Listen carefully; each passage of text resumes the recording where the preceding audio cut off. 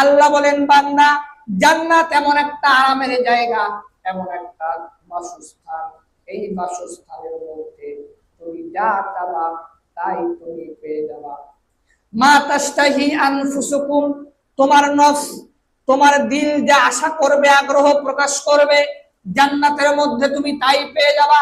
জান্নাতের মধ্যে আল্লাহ রাব্বুল আলামিন আপনার আমাকে প্রশান্তি দেওয়ার জন্য সুন্দর হুরের ব্যবস্থা করে রেখেছেন।